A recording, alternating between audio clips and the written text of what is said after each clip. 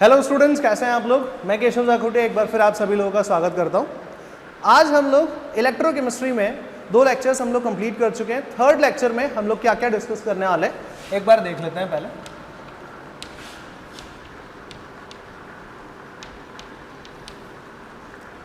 देखो, नए चैप्टर का क्या क्या डिस्कशन करना है उससे पहले पता होना चाहिए कि हम लोगों ने लास्ट टॉपिक क्या किया था। हम लोगों ने लास्ट टॉपिक किया था स्टैंडर्ड हाइड्रोजन इलेक्ट्रोड, और स्टैंडर्ड हाइड्रोजन इलेक्ट्रोड की हेल्प से हम लोगों ने एक सीरीज बनाई थी जिसे अपन बोलते हैं इलेक्ट्रोकेमिकल सीरीज, राइट।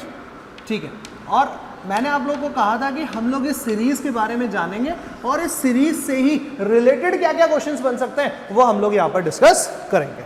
अब देखते हैं कि इस सीरीज से जुड़े हुए क्या क्या क्वेश्चंस हो सकते हैं, ये सीरीज कैसे बनती है, क्या है, वो एक बार मैं आपको बता देता हूं। तो देखिए, सबसे पहली चीज कि ये जो सीरीज है इलेक्ट्रोकेमिकल सीरीज, ये एसआरपी की वैल्यूज बताती है। ये अपन को क्या बताती है,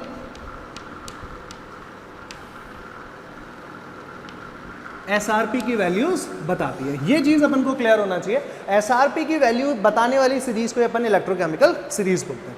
आप लोग जब अपनी एनसीईआरटी में देखेंगे तो यहां पर कुछ इस तरीके की रिएक्शंस, इस तरीके की टर्मिनोलॉजी, एक टेबल बनी हुई होगी। जैसे देखिए, F+1 इलेक्ट्रॉन, F- से Mg+2। मैं आपको कोई ऑर्डर में नहीं लिख रहा हूं, मैं सिर्फ यहां पे एलिमेंट के नाम लिख रहा हूं बस। देखो, हर रिएक्शन है किसकी, रिडक्शन की तो है। हर रिएक्शन है किसकी, रिडक्शन की है। ठीक है, इसी के साथ में आपको यहां पर लिखा होगा E0 और इसकी जो वैल्यू होगी वो वोल्ट्स में होगी। यहां पर आपको वैल्यू लिखी हुई होगी से 3.04, यहां पर लिखी होगी 2.1, एग्जांपल बता रहा हूं, यहां पे लिखी होगी 1.9, ऐसी कुछ वैल्यूज लिखी हुई होंगी।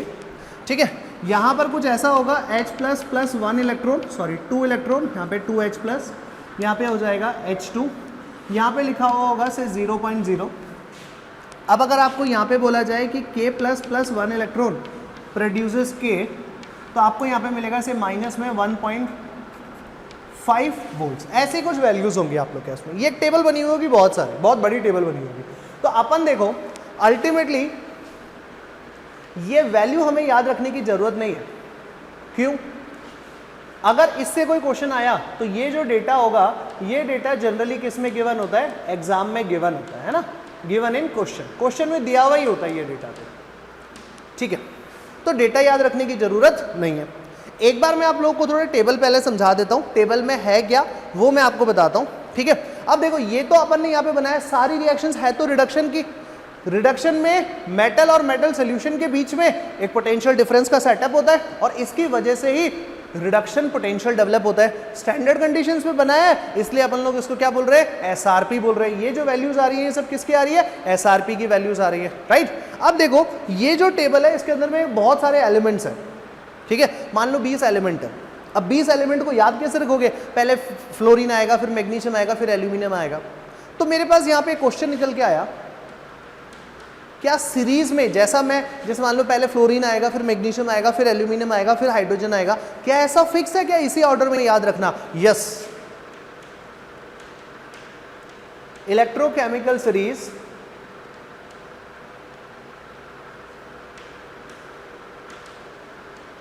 is to be remembered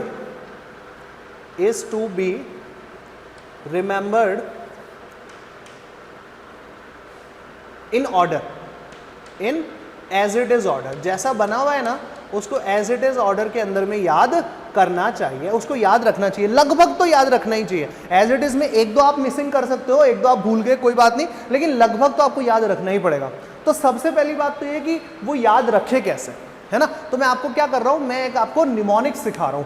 mnemonics science की एक ऐसी ब्रांच होती है जहां हम लोग वो पूरी सीरीज, जहां पे हम लोग वो पूरा कॉन्सेप्ट याद कर सकते हैं बिना उस चीज का मतलब जाने। मतलब तो हमने जान ही लिया ना, मतलब अलग से सीख लिया, लेकिन निमोनिक्स में आपको सिखाऊंगा, एक शॉर्ट ट्रिक सिखाऊंगा मैं आप लोगों को, जिससे आप लोगों को वो पूरी सीरीज याद हो जाएगी। और पूरी सीरीज के देखो, जैसे पहले मैं आप लोग को एक बार ट्रिक बता देता हूं, फिर आप लोग को ये जो मैंने इक्वेशंस लिखी है वो मैं सबके साथ लिख के बता दूंगा आप लोगों को, सारे एलिमेंट्स के साथ में, राइट। चलिए अब देखिए एक बार क्या है, पहले वो देखो। तो देखो ट्रिक जो है वो एक स्टोरी से शुरू होती है ना। एक स्टोरी सुनाता हूं मैं आप लोगों को। स्टोरी थोड़ी फनी सी है, लेकिन हाँ डेफिनेटली वो आपको चीजें याद जरूर करवा देगी। देखो अब यहां पे मैं आप लोगों को क्या पढ़ा रहा हूं वो बता देता हूं। How to learn electrochemical series, इसको याद कैसे करना है वो मैं आपको सिखा रहा हूं यहां पर, क्योंकि इस पे बेस्ड कई बार क्वेश्चंस आ जाते हैं। अभी आप देखना मैं यहां पर कुछ क्वेश्चंस लिखूंगा, ऐसे क्वेश्चंस को आप लोग कैसे बताओगे, आपके पास अगर कोई डेटा गिवन नहीं है तो कैसे बताओगे, ये जानना है अपन को। क्लियर? अब देखते हैं एक बार। तो देखो स्टोरी कुछ ऐसी है कि न्यू ईयर की पार्टी करनी है। स्टोरी है कि न्यू ईयर की पार्टी करनी है। अब पार्टी करने के लिए कोई जगह तो चाहिए। जगह हम लोगों ने डिफाइन कर ली जी, पंजाब। ठीक है, जगह हमने डिसाइड कर ली पंजाब। अब पार्टी करनी किसको है, पार्टी के लिए प्लेस डिसाइड हो गया। पार्टी करनी किसको है, पार्टी करनी है 12 सरदार हैं, उनको पार्टी करनी है इसमें। ठीक है, न्यू ईयर की पार्टी करनी है पंजाब में, 12 सरदार को पार्टी करनी है। अब अगर पार्टी करनी है तो यहां पर क्या होना चाहिए, यहां पर इन्होंने कहा कि यार पार्टी करनी है तो अच्छे से ही करो, तो यहां पर क्या होना चाहिए, आइटम डांस करवाया जाए। ठीक है, स्टोरी को स्टोरी तक ही रखना है, इधर उधर भागना नहीं है। ठीक है, चलो न्यू ईयर की पार्टी करनी है, 12 सरदार हैं, 12 सरदार ने वेन्यू डिसाइड कर लिया कि पंजाब में होनी चाहिए पार्टी, है ना। और इन्होंने कहा कि यार जी पार्टी में तो आइटम डांस होना चाहिए। अब आइटम डांस के लिए आइटम डांस परफॉर्म कौन करेगा, आइटम डांस परफॉर्म करेगा या परफॉर्म करेगी आइटम गर्ल, राइट। तो इन्होंने डिसाइड कर लिया जी कि न्यू ईयर की पार्टी में 12 सरदार ने डिसाइड कर लिया कि हमें तो आइटम डांस करवाना, और आइटम डांस परफॉर्म कौन करेगी, आइटम गर्ल परफॉर्म करेगी। ठीक है, प्लानिंग हो गई जी, पार्टी हो गई। ठीक है, पार्टी हो गई, पार्टी कैसी रही, सक्सेसफुल रही। ठीक है, अब हर इंसान प्लान बी भी तो बनाता है ना। मान लो ये आइटम डांस नहीं होता या आइटम गर्ल यहाँ पे परफॉर्म नहीं करती, तो क्या होता, प्लान बी क्या था इनका, इनके पास क्या थी, इनके पास एक सीडी रखी हुई थी, इनके पास एक सीडी रखी हुई थी। तो प्लान बी इनका ये था कि भाई अगर आइटम डांस परफॉर्म नहीं हुआ तो हम लोग यहाँ पे सीडी में गाने लगाएंगे और यहाँ पे क्या करेंगे, हम लोग पार्टी करेंगे। ठीक है, लेकिन अब सीडी को तो जब ये जो है आइटम डांस हो गया, ये पार्टी बहुत सक्सेसफुल हो गई, तो इसका मतलब अब सीडी को तो क्या है, कोई भी नहीं सुन रहा ना।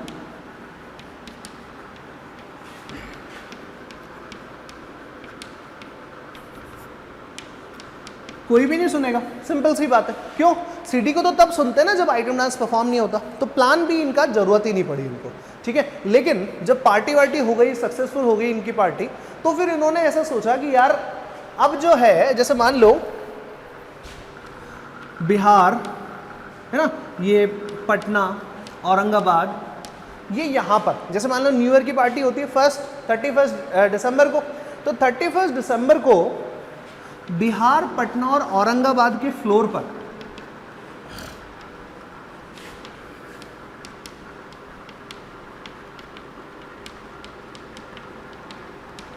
कौन आई होगी भाई। अगर आइटम गर्ल को, आइटम डांस को परफॉर्म करने के लिए आपने आइटम गर्ल को पंजाब में बुला लिया, तो बिहार में, पटना में और औरंगाबाद में, औरंगाबाद के डांस फ्लोर पे कौन आया होगा, राइट। तो ये पूरी इस तरीके की एक स्टोरी है कि भाई दो तरीके की चीजें उन्होंने सोची। पहले तो हमें पार्टी करनी है, एक बार आप इसको शॉर्ट फॉर्म में देख लो, है ना। पहले तो उन्होंने सोचा कि हमें पार्टी करनी है, पार्टी करने के लिए हमें क्या चाहिए, आइटम डांस परफॉर्म कराना है, उसके लिए आइटम गर्ल चाहिए। इन्होंने ऐसा सोचा, प्लानिंग करी और वो सक्सेसफुल भी हो गई, पार्टी वॉज ग्रेट। ठीक है, दूसरा प्लान भी इन्होंने सोच रखा था कि यार ऐसा नहीं होगा तो सीडी में गाने लगाएंगे और पार्टी करके एंजॉय कर लेंगे। बट जब आइटम डांस परफॉर्म हो गया तो यहां पर उन्हें इस सीडी को तो कोई सुनेगा नहीं ना अब तो, राइट। ठीक है, अब न्यू ईयर की पार्टी वाले दिन अगर आइटम गर्ल पंजाब में थी, तो बिहार में, पटना में, औरंगाबाद के डांस फ्लोर पर कौन आया होगा या कौन आई होगी वहां पर। तो इन सब से मिलकर अपनी यहां पर एक सीरीज बनती है, और वो सीरीज क्या है, बस वो देखो आप।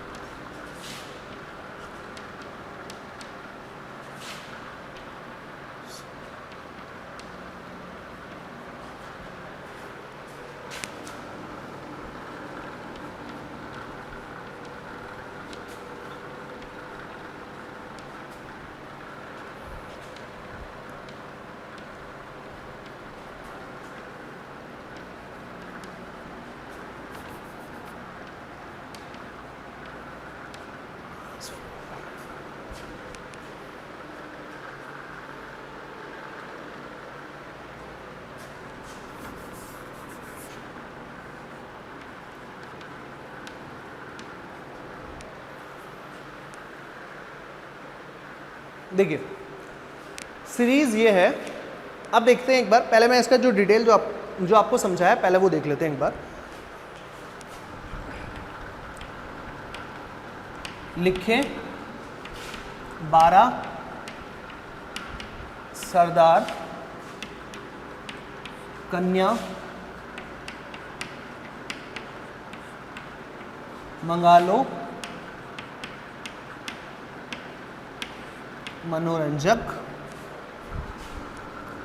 यह बात जानकर फिर सीडी कोई नहीं सुनेगा क्योंकि ये पंजाब है। ठीक है जी। कौन आई आज होगी बिहार पटना और कल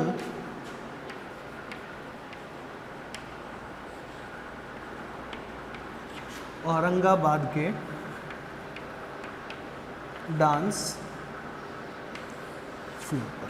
देखिए जी चीज़ें लगभग कंप्लीट हो गई है। तो देखो भाई उन्होंने पहले प्लानिंग ही तो करी थी ना, जिनको पार्टी करनी थी उन्होंने प्लानिंग करी थी, तो उनकी क्या विश थी, तो उन्होंने विश लिखी, लिखे 12 सरदार कन्या आइटम गर्ल कन्या मंगा लो मैग्नीशियम एल्यूमिनियम मनोरंजक, मतलब आइटम गर्ल मंगानी है इसलिए उन्होंने लिखा कन्या मंगा लो मनोरंजक। आगे देखो जब ये बात जान गए कि भाई कन्या को मंगा लिया पार्टी होनी है, तो ये बात जानकर फिर सीडी कोई नहीं सुनेगा, क्योंकि जब आपको आइटम डांस परफॉर्म कराना है तो यहाँ पे फिर सीडी कौन सुनेगा, क्यों, क्योंकि लोकेशन क्या है हमारी पार्टी की, पंजाब। ये चीज़ पहले से रिलेट करवा दी है। नेक्स्ट देखो, तो अब बात हो रही है कि कौन आई आज होगी बिहार पटना और कल औरंगाबाद के डांस फ्लोर पर, राइट ना। मतलब आज पार्टी हो गई, पार्टी बहुत लेट हो गई, अब पार्टी लेट हो गई तो यहाँ से उस आइटम गर्ल को जाने में टाइम लग गया, तो अब नेक्स्ट डे पर पार्टी में कौन पहुंचेगा, यहाँ 3 जगह होगी, इस जगह पर, इसमें डांस फ्लोर पर कौन आया होगा, तो ये इस तरीके की सीरीज हो गई है। अब देखो इस सीरीज में मैं आपको कुछ चीज़ें बता देता हूँ। पहले इस सीरीज की सबसे अच्छी बात क्या है, इस सीरीज की सबसे अच्छी बात है ये जो लिथियम है, ये देखो बस एक बार याद रख लो आप लोग, बहुत आसान हो जाएगा। ये जो लिथियम है ये स्ट्रॉन्गेस्ट रिड्यूसिंग एजेंट है, और ये जो फ्लोरीन है ये फ्लोरीन स्ट्रॉन्गेस्ट ऑक्सीडाइजिंग एजेंट है। तो इसका मतलब हुआ कि हम जब लिथियम से फ्लोरीन की तरफ चलेंगे तो यहां पर ऑक्सीडाइजिंग एजेंट का स्ट्रेंथ बढ़ता जाएगा, और अगर हम बॉटम टू टॉप जाएंगे तो रिड्यूसिंग एजेंट का स्ट्रेंथ बढ़ता जाएगा। देखिए सबके सिंबल क्लियर है, lithium, potassium, barium, strontium, calcium, sodium, magnesium, aluminium, manganese. इधर आओगे तो zinc, chromium, iron, cadmium, cobalt, निकल, टिन, लेड, हाइड्रोजन, कॉपर। देखो कौन का बस याद रखना है, यहाँ आपको कंफ्यूजन हो सकती है। कौन मतलब आप CO लिख सकते हैं, लेकिन याद रखना कौन मतलब CU ही है यहाँ पर, है ना। कौन आई आज होगी मतलब iodine, silver, mercury, bromine, platinum, oxygen, chlorine, silver, gold, fluorine. ये यहाँ पर इसकी सीरीज बनती है ना। इस सीरीज का आप लोग एक बार फोटो आप उसको क्लिक कर लीजिए और इसको अपने पास रखना है, आप लोगों को इसको अपनी कॉपी में बनाना है। अब मैं देखो इस सीरीज को एक टेबल के फॉर्म में मैं कन्वर्ट कर रहा हूँ, है ना, ताकि जो आपकी बुक में लिखा हुआ है लगभग उसके जैसा यहाँ पर बना पाऊँ, और फिर मैं आपको समझा पाऊँ कि भाई इस सीरीज से हमारे को क्या क्या रिजल्ट मिलते हैं, इस सीरीज से हमारे को क्या क्या समझ में आता है ना। चलिए देखते हैं हम।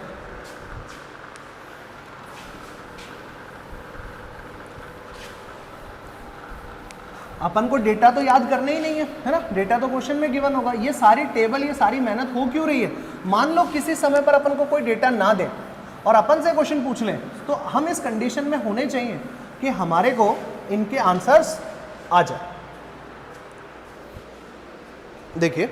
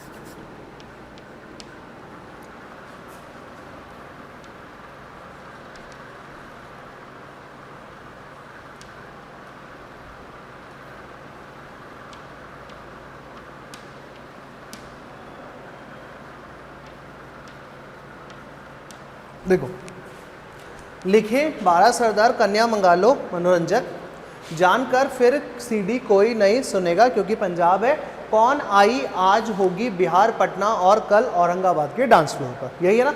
आपके पे टेबल कैसे लिखा हुआ है, सब कुछ रिडक्शन है, तो सब कुछ रिडक्शन है, इसका मतलब यहाँ पर देखिए लिथियम से मान लो प्लस 1 इलेक्ट्रॉन, ये यहाँ पे होगा Li, ठीक है। यहाँ पे होगा K प्लस में 1 इलेक्ट्रॉन, यहाँ पे हो जाएगा पोटेशियम।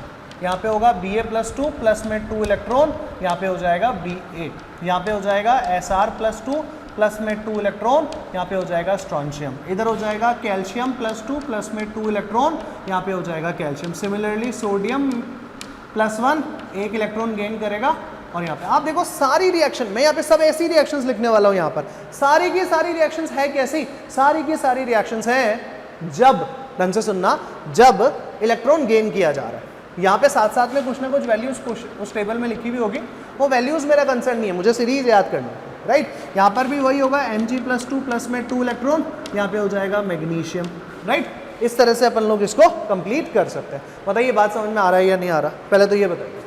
यहाँ तक क्लियर है?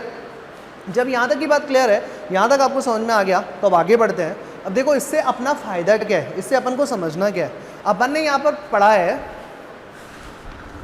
ये क्या है, रिड्यूसिंग एजेंट है, और ये क्या है, ऑक्सीडाइजिंग एजेंट है ना। तो फ्लोरीन +1 इलेक्ट्रॉन, यहाँ पे होगा F-, ये क्या चीज़ है, ये ऑक्सीडाइजिंग एजेंट है। अब मेरी बात सुनना, मेरी बात सुनना, हाइड्रोजन कहाँ गया, ये आप देखना जरा, 2H प्लस में 2 इलेक्ट्रॉन, यहाँ पे हो गया H2, और यहाँ पे इसकी वैल्यू लिखी हुई होगी 0.0 वोल्ट्स, राइट, ठीक है। इसके ऊपर जब आप इधर की तरफ नोटिस करेंगे तो ये सारी के सारी वैल्यूज यहाँ पे SRP की किसमें दी हुई होगी, नेगेटिव होगी। यहाँ पर भी ये सारी की सारी वैल्यू कैसी होगी, नेगेटिव होगी। और जब आप इधर देखोगे तो ये वैल्यू पॉजिटिव आएगी, और यहाँ पर भी जब आप देखोगे तो यहाँ पर SRP की वैल्यू कैसी आएगी, पॉजिटिव आएगी, ठीक है। कई लोगों को लग रहा होगा सर NCERT में इसके जस्ट उल्टा बनाया हुआ है, फ्लोरीन सबसे ऊपर दे रखा है और लिथियम सबसे नीचे दे रखा है, ठीक है। बात एक ही है, कैसे भी समझ लो, मैं अगर इस टेबल को फॉलो कर रहा हूं तो मैं सारे रूल्स इसके अकॉर्डिंग ही बताऊंगा आप लोगों को, राइट। कोई भी टेबल फॉलो कर लीजिए। मैंने किस ऑर्डर में बनाई है, मैंने यहाँ पर increasing order of oxidising strength, ये ऑक्सीडाइजिंग एजेंट है ना, तो इसके इंक्रीजिंग ऑर्डर में बना दिया। सबसे ज़्यादा स्ट्रेंथ किसका होता है, फ्लोरीन का होता है, ऑक्सीडाइजिंग एजेंट की टर्म्स में इसका होता है ना, राइट। तो अब अपन को मैंने इसकी टर्म्स में बनाई, तो सारे रूल्स मैं इसी की टर्म्स में आपको पढ़ाऊंगा, क्लियर।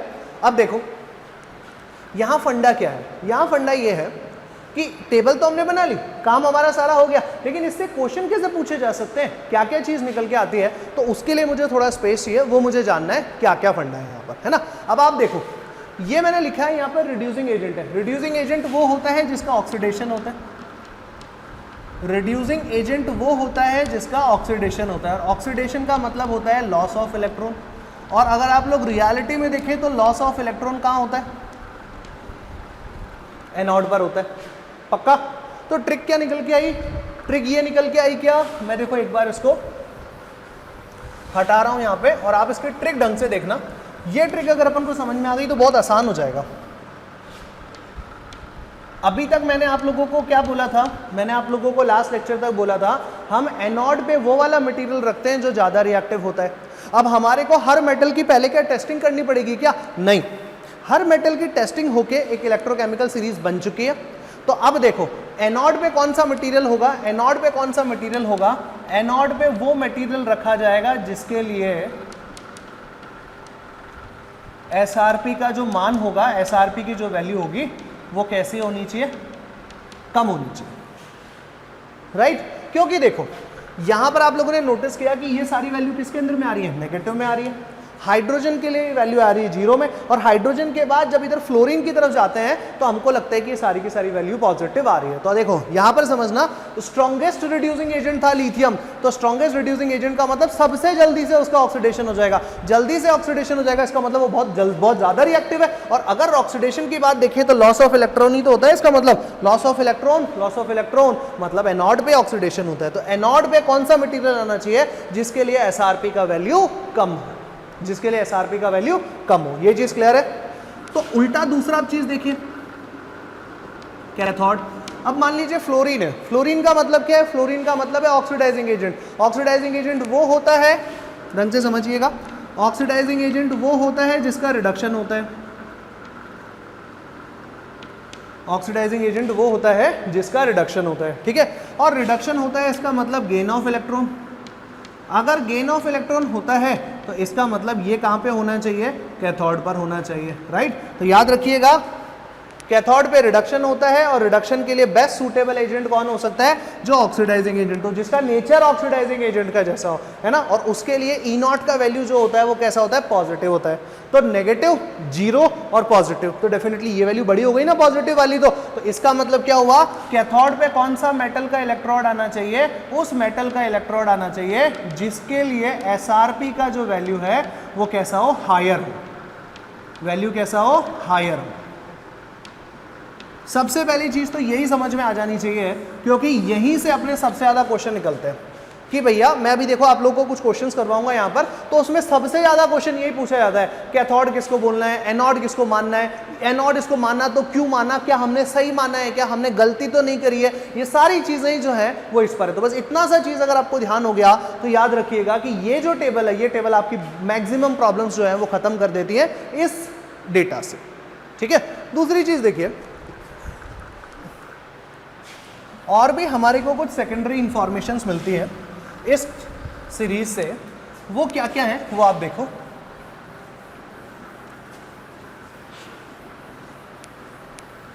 जो हमारे को और इंफॉर्मेशन मिलती है वो है, दूसरी इंफॉर्मेशन की बात कर रहा हूं। दूसरी इंफॉर्मेशन है कि जब हम लिथियम से फ्लोरीन की तरफ जाते हैं तो इसका मतलब strength of oxidising agent increases. अब मैं टॉप टू बॉटम नहीं कर रहा हूं कि टॉप टू बॉटम जाएंगे, ये जाएंगे, वो जाएंगे। हम तो ये कह रहे हैं जी, हम तो लिथियम से फ्लोरीन की तरफ जा रहे हैं। नई इंफॉर्मेशन है, अगर हम फ्लोरीन से लिथियम की तरफ जाएं तो फ्लोरीन से लिथियम की तरफ जाएंगे तो इसका मतलब हो गया कि strength of reducing agent increases. बताओ यहां तक समझ में आ गया? बेसिक डिटेल्स हमारी यहां तक कवर हो गई, इनसे हमारे को ये इंफॉर्मेशन मिलती है, राइट। ठीक है, अब जो है मेरे को कुछ और डेटा के साथ में बात करनी है। डेटा मेरे को अगर समझ में आ जाएगा तो मैं आपको यहां बताता हूं। एक दो चीजें और हैं, जैसे 10th क्लास में हम लोगों को पढ़ाया जाता है कि मेटल की रिएक्शन जब भी आप एसिड के साथ कराते हैं तो यहां पर बन जाता है सॉल्ट प्लस हाइड्रोजन। लेकिन ये रूल हर जगह सही नहीं है, ये रूल हर मेटल के साथ में सही नहीं है। बात समझना इस बात का, ये इसके बाद में सही नहीं है। ये चीज अपन को क्लियर हो गया ना, तो मान के चलना अपना काम हो गया। तो पहले एक चीज अपन कुछ क्वेश्चन कर लेते हैं ताकि अपन को कुछ समझ में आए, है ना। क्वेश्चन नंबर 1, क्योंकि जब तक ये चीज समझ में नहीं आएगी तब तक अपन लोगों को पता ही नहीं चलेगा कि किस जो चीज सीखी है अपन लोगों ने उससे अपन को क्या रिजल्ट निकल के आया है ना। E not is equals to 0.54 volt. दूसरी है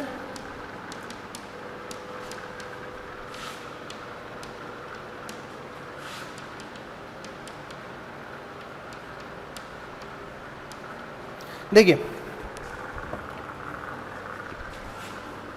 ये जो दो रिएक्शंस दे रखी हैं ये क्या है? 2 हाफ सेल्स रिएक्शंस है। इनमें से कोई सा एक एनोड की रिएक्शन है, कोई से एक कैथोड की रिएक्शन है ना। कैथोड पे होने वाली रिएक्शन है, कोई एक एनोड पे होने वाली रिएक्शन है। सबसे पहली चीज तो आप लोगों से क्वेश्चन क्या बोला? Write down the net reaction happening in, happening बोल सकते हो ना, स्पेलिंग देख, स्पेलिंग गलत हो गई, सही कर देते। Happening in electrochemical cell. जो इलेक्ट्रोकेमिकल सेल में जो रिएक्शन हो रही है वो रिएक्शन आप लोग सही से लिखो। तो देखो, ये रिएक्शन सही तभी लिखी जा सकती है जब हमको पता हो कि इनमें से एनोड वाली रिएक्शन कौन सी है और हमको ये पता हो कि इसमें से कैथोड वाली रिएक्शन कौन सी है। बस ये चीज अगर अपन को पता होगी तो आप मान के चलिए अपना काम हो जाएगा। तो आपने देखो अपन लोगों ने क्या ट्रिक सीखा हुआ है, अपन लोगों का ट्रिक है कि एनोड के लिए ई नॉट एसआरपी कैसा होना चाहिए, कम होना चाहिए। बस यही तो ट्रिक सीखा है ना अपन ने। तो इन दोनों में से कम डेटा किसका है, ये रहा। तो ये इसको क्या बनाएंगे हम लोग, एनोड बनाएंगे, और इसको क्या बनाएंगे हम लोग, कैथोड बनाएंगे, राइट। अब देखो कैथोड की रिएक्शन तो एज इट इज, क्योंकि ये तो है तो एसआरपी ना, ये तो है तो रिडक्शन की रिएक्शन, तो इसका मतलब यहाँ पे आप लोग लिख दीजिए इधर ब्रोमीन, ठीक है, प्लस में 2 इलेक्ट्रॉन, यहाँ पे हो जाएगा 2Br माइनस। ये तो रिडक्शन की रिएक्शन है, क्योंकि कैथोड पे रिडक्शन होता है, रिडक्शन की रिएक्शन है, लेकिन एनोड पे थोड़ी रिडक्शन होता है। इसके लिए तो अपन को रिडक्शन की बजाय ऑक्सीडेशन की बनानी पड़ेगी। तो यहाँ पे मैं रिएक्शन क्या लिखूँ, यहाँ पे मैं रिएक्शन ऐसा लिख सकता हूँ क्या, 2I minus is equals to I2 plus 2 electron. बताओ यही तो लिखना पड़ेगा ना, राइट। इन दोनों को अगर मैं जोड़ दूंगा तभी तो मुझे ओवरऑल रिएक्शन मिलेगी ना। तो देखिए ओवरऑल रिएक्शन हो गया Br2 plus 2I minus converts into 2Br minus plus I2। हाँ जी बताओ, यहां तक का पार्ट क्लियर है, यहां तक समझ में आया, ठीक है। सबसे पहला क्वेश्चन तो यही था कि नेट रिएक्शन लिख दी। अब मैं इसको श्योर कैसे बोलूं, भाई मैंने क्या किया, मैंने इसके अंदर में आयोडीन वाली रिएक्शन को रिवर्स कर दिया। गलती से आप ये वाली रिएक्शन भी तो रिवर्स कर सकते थे, और आप बोलते थे कि सर उसमें क्या गड़बड़ है, वो भी तो सही है। चेक करने का तरीका क्या है, वैलिडिटी क्या है कि आपने ये जो लिखा है वो सही लिखा है। तो देख लो जरा, मैंने आपको एक चीज बोली थी कि हमेशा और हमेशा इलेक्ट्रोकेमिकल सेल में कौन से टाइप की रिएक्शंस होती है, स्पॉन्टेनियस रिएक्शंस होती हैं, राइट। स्पॉन्टेनियस रिएक्शन जो खुद से हो जाती है, राइट। और खुद से होने वाली रिएक्शंस के लिए ई नॉट सेल का वैल्यू हमेशा पॉजिटिव आता है, पक्का। तो अब देखिए ई नॉट सेल, तो यहां पे क्या लिखोगे, E naught cathode minus E naught anode, यही तो लिखोगे। अब कैथोड दोनों ही एसआरपी होने चाहिए, दोनों का ही डेटा, तो ये दोनों जो डेटा है वो है तो एसआरपी के ही ना, रिडक्शन की रिएक्शन के ही तो है ना ये दोनों डेटा, तो राइट। तो देखो कैथोड वाला डेटा है 1.08 minus 0.54 is equals to 0.54 volts. मतलब आपने जिसको कैथोड माना और जिसको एनोड माना, और जिसको कैथोड और एनोड मानकर जो मेन रिएक्शन लिखी, इस रिएक्शन के लिए सेल वोल्टेज कितना आ गया, 0.54 वोल्ट्स। पॉजिटिव है या नेगेटिव है, पॉजिटिव है। इसका मतलब ये जो रिएक्शन आपने लिखी है ये स्पॉन्टेनियस रिएक्शन है, और इलेक्ट्रोकेमिकल सेल में हो ही स्पॉन्टेनियस रिएक्शन सकती है, दूसरी रिएक्शन होती ही नहीं है। तो बताइए बात समझ में आया कि नहीं आया। तो बता, अगर आपको 2 रिएक्शन दे दे और उनका डेटा दे दे, तो अपन लोगों ने जो ट्रिक सीखा है वो ट्रिक आपको समझ में आया कि नहीं आया, कि किस कैसे बताओगे एनोड क्या है, कैसे बताओगे कैथोड क्या है, यस और नो, राइट। अब देखो जरा अगला क्वेश्चन, पहले इस क्वेश्चन को थोड़े टफ बना रहा हूं, उसके बाद इसको थोड़ा सिंपल बना दूंगा कि आप इसे कैसे बता सकते हो। क्वेश्चन है, कैन निकल sulphate aqueous solution be stored in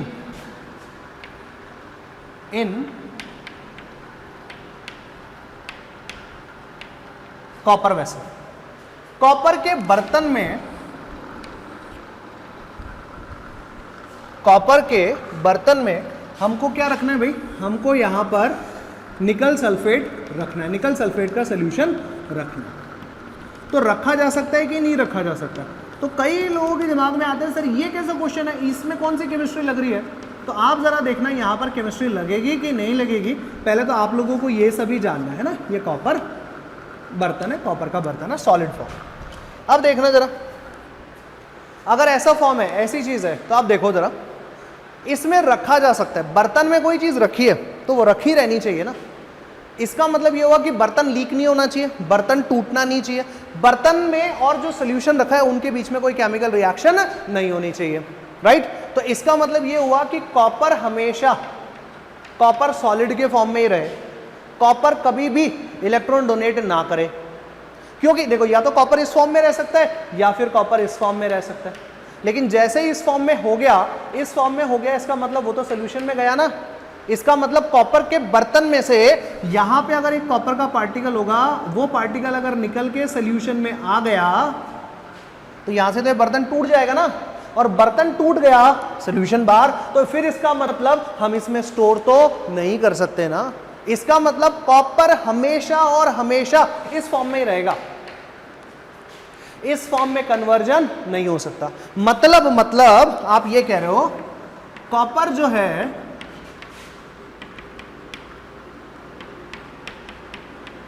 वो ये रिएक्शन परफॉर्म नहीं करेगा, नहीं करेगा। इसका मतलब आपने मुझे बोल दिया कि कॉपर पे कॉपर का ऑक्सीडेशन नहीं होना चाहिए, यही तो है ना।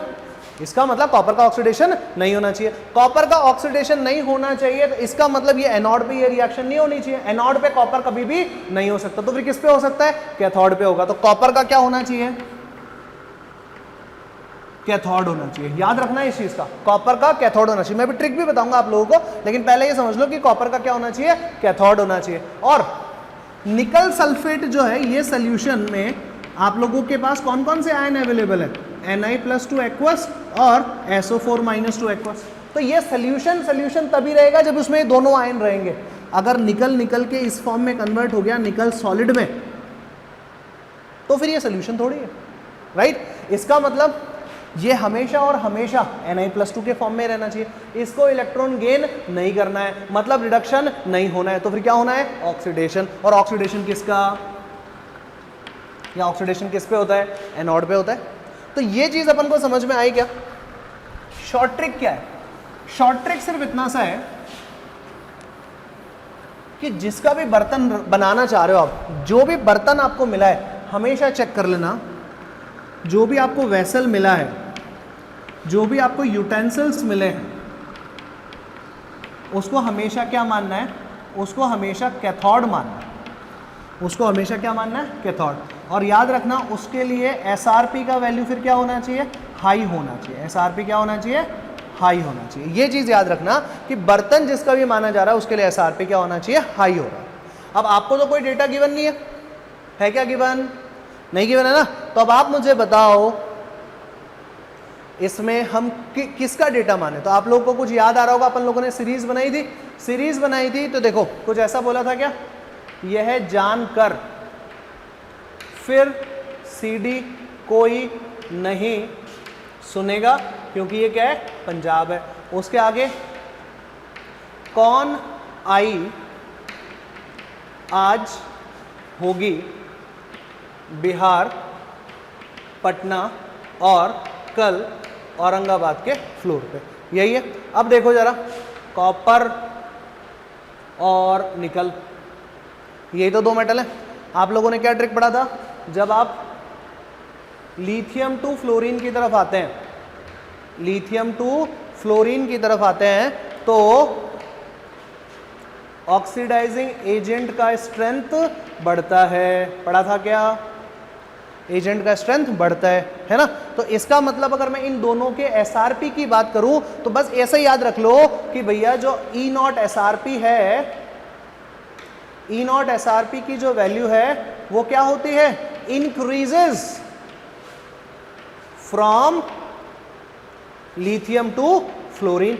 लिथियम से फ्लोरीन तक ये वैल्यू जो है वो इंक्रीज करती है, राइट। और कॉपर क्या है? कैथोड बनाना है, और कैथोड के लिए SRP क्या होना चाहिए? ज्यादा होना चाहिए। यस और नो? ज्यादा ही तो होगा ना इसके अंदर में। जो डेटा याद नहीं रखना है, लेकिन बस आपको सीरीज से ही पता चल गया कि लिथियम का सबसे कम होता है, माइनस में आता है, और फ्लोरीन की तरफ आ जाते हैं तो वो क्या हो जाती है? वो वैल्यू बढ़ जाती है। यस। तो इसका मतलब हो गया कि कॉपर का बनाना है कैथोड तो इसका SRP क्या होना चाहिए? ज्यादा। निकल का बनाना है एनोड तो इसका SRP क्या होना चाहिए? कम होना चाहिए। क्लियर? चलिए यहां तक समझ में आया। आगे बढ़ते हैं, आगे देखते हैं अगले टाइप का क्वेश्चन। अब देखो इसको इजी कैसे बना सकते थे? इसको इजी बना सकते हैं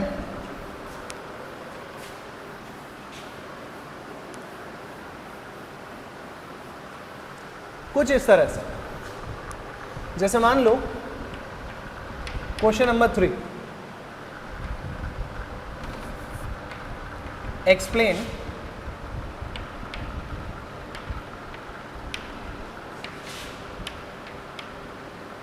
whether the following electrochemical cell is possible or no, following electrochemical cell is possible or not, है ना, ये आपको बताना है। अब देखो क्या बोला है वो एक बार देखना आप लोग, CO+2 प्लस Ni, यहाँ पे हो गया CO प्लस में Ni+2, ये हो गया एक्वस, ये हो गया सॉलिड, ये हो गया सॉलिड, और CO+2 कोबाल्ट, मतलब ये हो गया एक्वस। ठीक है, अब मैं आप लोगों को ये इक्वेशन दे रखी है और मैं अब आप लोगों को यहाँ पर E0 CO+2 से ये कन्वर्जन हो गया CO के अंदर में, CO के अंदर में कन्वर्जन हो गया, और एक दूसरा आपको डेटा दे रखा है Ni+2 से Ni वाला, ये डेटा आपको दे रखा है। यहाँ पर मान लीजिए मैं, देखो अब मैं टेबल के हिसाब से काम नहीं कर रहा हूँ, टेबल तो तब याद रखनी है जब डेटा गिवन है। अब डेटा गिवन है तो डेटा से ही चलना है ना बेटा। तो देखो डेटा गिवन है, इसका मतलब ये हो गया यहाँ पर 1.59 वोल्ट्स, और दूसरा डेटा हो जाएगा मेरे पास में 0.59 वोल्ट्स, राइट, ये डेटा आपको गिवन है। तो बताइए ये इलेक्ट्रोकेमिकल सेल पॉसिबल है या नहीं है।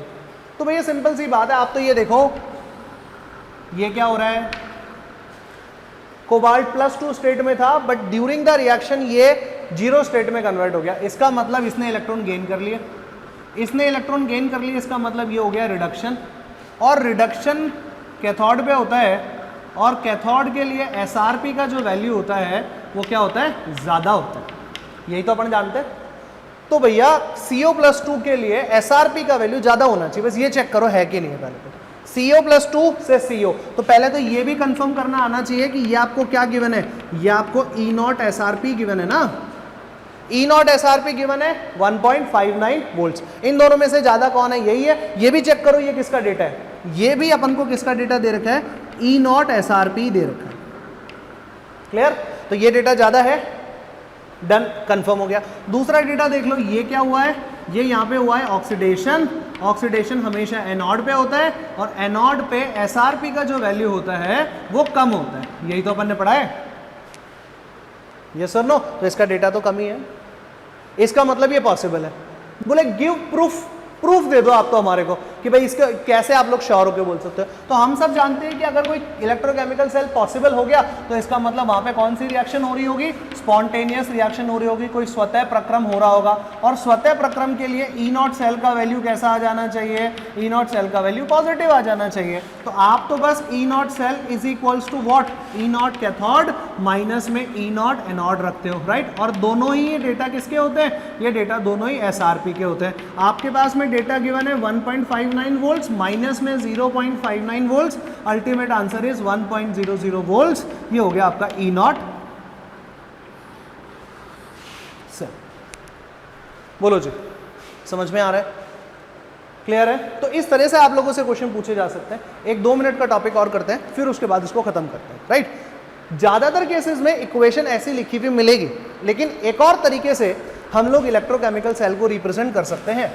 और वो तरीका क्या है वो एक बार आप लोग देख लीजिए, वो तरीका क्या है। चीजें यही चलेंगी, सब कुछ यही है, लेकिन आप लोग देखिए किस तरह से करना है। तो है ना, यहां पर मेरा अगला पॉइंट है रिप्रेजेंटेशन ऑफ इलेक्ट्रोकेमिकल सेल।